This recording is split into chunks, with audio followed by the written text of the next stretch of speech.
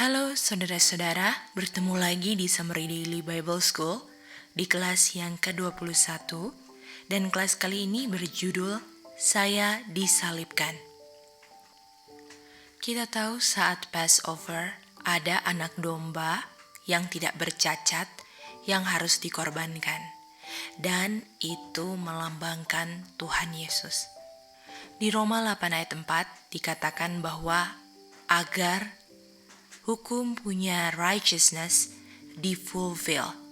Kata fulfill ini artinya adalah diisi penuh. Seperti tangki minyak yang diisi sampai penuh. Dan diisi penuhnya di dalam kita. Jadi, law punya righteousness di-fulfill di dalam kita. Kalau kita mau bicara hukum itu secara tertulis mengungkapkan karakter Bapa. Jadi yang saya baca bukan karakter Bapa karena hanya mengungkapkan karakter Bapa. Jadi hukum adalah pengungkapan karakter Bapa dan kehendak Bapa. Jadi dari hukum kita mendapatkan gambaran tentang karakter Bapa. Waktu Musa berkata, tunjukkan glory atau tunjukkan karakter. Kita tahu bahwa glory dan karakter ini ditunjukkan melalui ciptaan Tuhan. Dan ciptaan Tuhan ini dihasilkan dari hasil kerja firman Tuhan. Sebagai contoh di John 9, orang buta yang tidak buta lagi itu karena hasil kerja Bapa. Dan ketika orang buta ini tidak buta lagi, Bapa yang diberikan glory. Dan kata lain firman adalah roh. Kalau roh atau firman yang digunakan untuk menghasilkan hasil kerja Bapa sehingga mengungkapkan glory dan karakter Bapa, artinya roh Tuhanlah yang mengungkapkan kebenaran Bapa dan Anak. Bukti lain kita tahu bahwa hukum ini ditulis oleh jari Tuhan. Dan jari itu melambangkan Roh Kudus. Kalau hukum mengungkapkan karakter Tuhan atau righteousness, artinya melalui roh Tuhanlah pengungkapan karakter Tuhan atau kebenaran atau righteousness ini. Dan di Roma 8 ayat 4, dikatakan bahwa yang diungkapkan dalam hukum atau righteousness dapat dipenuhi di dalam kamu. Dan itu semua bisa karena John 14 ayat 10 itu adalah hasil kerja Bapa melalui rohnya. Sehingga bisa John 14 ayat 9, ketika melihat kamu melihat Bapa. Atau ketika melihat karaktermu itu sama dengan melihat karakter Bapa. Jadi, righteousness yang dimiliki oleh hukum dipenuhi supaya dapat dipenuhi di dalam kita. Jadi saat Yesus datang untuk fulfill the righteousness of the law. Ketika Bapa mengirim anaknya, itu untuk memenuhi the righteousness of the law. Dan the righteousness of the law ini adalah hasil kerja Bapa, John 14 ayat 10. Atau untuk mengungkapkan karakter Bapa. Dan kata lain, righteousness ini adalah glory. Dan righteousness ini adalah yang diberikan kepada saya. Sehingga saya dibilang righteous di Roma 3 ayat 25.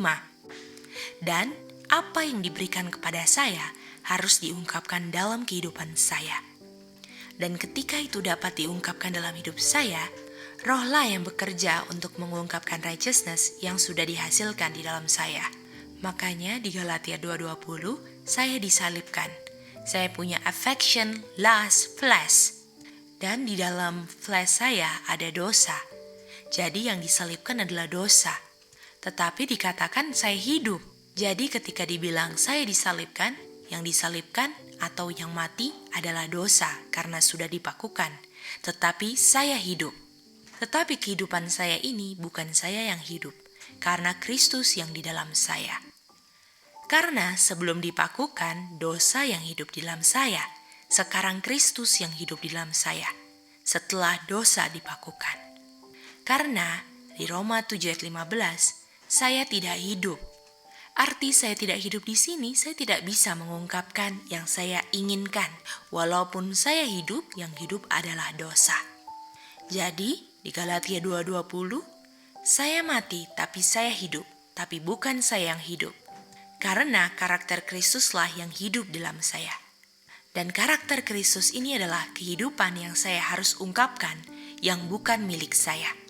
Dan kehidupan yang saya hidupkan, ini saya hidupkan melalui faith of Jesus. Dan faith of Jesus ini adalah saluran untuk menyalurkan kasih karunia pada saya.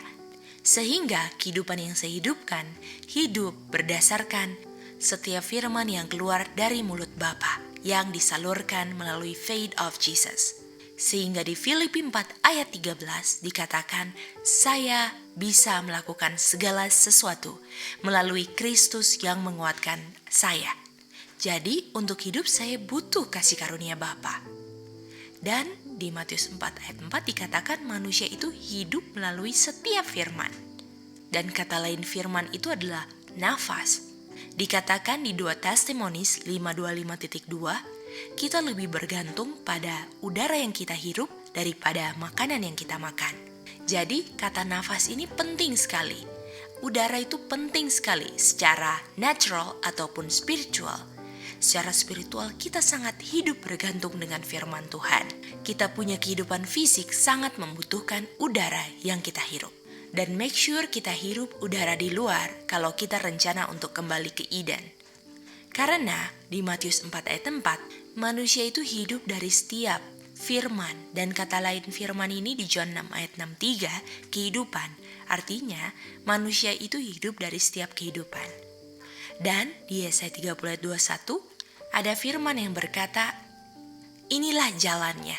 Dan di John 14 ayat 6, kata lain jalan adalah kebenaran dan kehidupan. Jadi firman itu mengungkapkan apa kebenaran dan kehidupan yang saya harus hidupkan. Dan kehidupan yang saya dengar itu harus saya jalani di dalam kehidupan saya. Artinya setiap langkah kehidupan saya ini dituntun oleh firman Tuhan.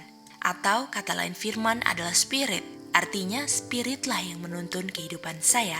Sama seperti Tuhan Yesus, kehidupannya dituntun oleh spirit di Matius 4 ayat 1. Dan di Roma 8 ayat 14 yang dituntun oleh roh, ini adalah anak-anak Bapa.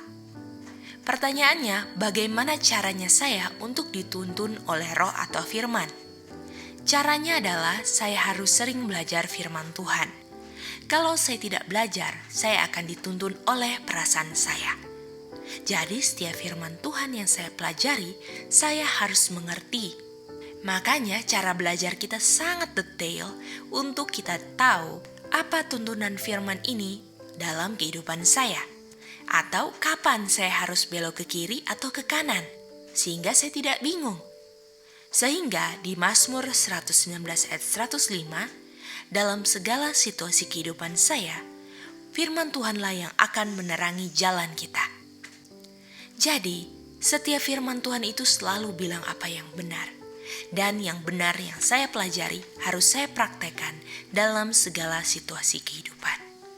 Pertanyaannya adalah kenapa saya percaya akan firman Tuhan yang saya pelajari? Dalam hidup kita jangan cuma saya bonceng firman Tuhan saja. Karena sebenarnya saya maunya cuma layani daging saja. Daniel tahu sekali prinsip bahwa jangan cuma bonceng firman Tuhan saja. Karena dia berketetapan untuk tidak mau makan makanan raja. Dia menerapkan prinsip kalau saya binasakan tubuh, akan dibinasakan juga. Walaupun keputusan Daniel ini untuk tidak makan makanan raja bisa dipenggal, tetapi Daniel lebih pilih untuk bisa dipenggal daripada tidak menurut supaya tetap hidup. Pertanyaannya kenapa saya percaya firman Tuhan sampai rela mati? Di Kejadian 2 ayat 7, manusia itu terdiri dari debu tanah dan nafas kehidupan sehingga menjadi living soul. Dan di Kejadian 3, langgar nafas atau menolak firman harusnya kembali ke debu. Tetapi di saat mereka melanggar yang harusnya kembali menjadi debu, diaktifkanlah rencana keselamatan. Mereka diberikan kesempatan bukan untuk hidup supaya bisa melanggar, tetapi kehidupan mereka ini adalah untuk menurut walaupun mati. Jadi pertanyaannya kenapa saya percaya? Kita bisa lihat contohnya di cerita Petrus saat berjalan di atas air. Di saat itu, murid-murid melihat ada sesosok yang berjalan di atas air yang dikira mereka adalah hantu dan mereka ketakutan. Yesus berkata, "Jangan takut, ini saya." Lalu Peter berkata, "Kalau itu engkau, katakan firman, come, untuk dapat datang kepadamu." Artinya di sini Peter ini hidup untuk menghidupkan kehidupan firman yang buat kamu hidup. Atau Peter mau untuk hidup berdasarkan firman Kam, untuk menghidupkan kata Kam itu dalam kehidupan Peter. Artinya kalau mau hidup, saya harus hidup berdasarkan firman. Dan firman ini sangat mengerti, karena Peter ini berjalan di atas air, bukan di atas aspal. Artinya kesempatan hidup saya ini adalah untuk percaya dan menghidupkan yang saya percaya. Artinya kalau saya tidak belajar, saya tidak bisa menghidupkan firman. Saya sedang membuang-buang waktu saya punya kehidupan di dalam probation. Dan untuk mengerti ini jangan cuman ambil apa yang orang bilang. Artinya kalau kita mengerti, kata datang ini sanggup untuk menjalankan kata datang. Walaupun daging datang mau untuk dilayani, firman itu sanggup untuk menjalankan kata datang tersebut. Dan kalau kita melayani daging, kita akan kehilangan kehidupan kekal. Artinya buat apa saya hidup kalau cuma untuk melayani daging? Dan kondisi saya ini yang kita sudah pelajari, kita ini adalah budak dosa. Karena kita tidak bisa menolak kita punya Tuhan. Walaupun saya tidak suka apa yang saya mau lakukan. Jadi, kalau misalnya saya dengar peluit sebagai seorang budak, saya akan otomatis ke kiri. Nah, di saat firman Tuhan masuk, dan itu artinya menerima Tuhan Yesus sekarang menjadi Tuhan saya. Dan sekarang saya hamba righteousness. Tapi kenyataannya saya ini sudah biasa belok ke kiri berdasarkan saya punya master yang sebelumnya. Tetapi sekarang Tuhan saya ini sudah lain. Tuhan saya bilang belok ke kanan. Waktu Tuhan saya berkata belok kanan, saya percaya bahwa firman Tuhan itu sanggup untuk membuat saya belok ke kanan, walaupun saya bukan mainnya mau belok ke kiri. Dan kalau saya masih belok ke kiri, dan grace itu sanggup untuk membuat saya belok ke kanan, saya sedang menfrustrasikan grace. Dan saudara-saudara, untuk saya bisa menang atau untuk bisa mengungkapkan kesanggupan firman Tuhan, saya harus reason baik-baik. Saya punya sel-sel otak haruslah jernih untuk saya bisa percaya. Untuk dalam segala situasi kehidupan saya bisa reason. Jangan cuma di DBS saya bisa reason, tapi masuk dalam situasi kehidupan saya nggak bisa reason. Nah, kuncinya adalah percaya, karena firman Tuhan itu sanggup. Pertanyaannya apakah saya percaya? Dan firman ini tidak ada gunanya kita bilang indah-indah, tapi saya masih layani daging atau tuan lama saya. Jadi saya harus menjaga kejernihan otak saya. Dan otak yang jernih itu memerlukan oksigen agar sirkulasi darah ke otak bisa lancar, sehingga membuat darah saya tidak kental. Jadi kalau otak memerlukan oksigen, jadi penting sekali untuk olahraga supaya otak saya jernih sehingga saya bisa reason. Dan diingatkan tuh kita setelah makan perlu sekali untuk digestive walking. Jadi sangatlah penting untuk gerak badan. Dan segala sesuatu yang kita buat harus tahu kenapanya. Jangan pernah terpaksa untuk melakukan sesuatu. Karena kita melakukan semuanya karena kita peduli bahwa tubuh kita adalah Ka'bah Tuhan. Supaya peredaran darahnya lancar. Dan bila kita tidak peduli, ini Ka'bah Tuhan, kita ini artinya siap dibinasakan. Jadi penting sekali untuk belajar firman Tuhan. Dan firman Tuhan ini didukung dengan otak yang jernih. Dan otak yang jernih didukung oleh oksigen. Dan oksigen bisa didapatkan hasil dari olahraga atau gerak badan. Terima kasih saudara-saudara sudah mendengarkan summary ini. Sampai kita ketemu di summary berikutnya.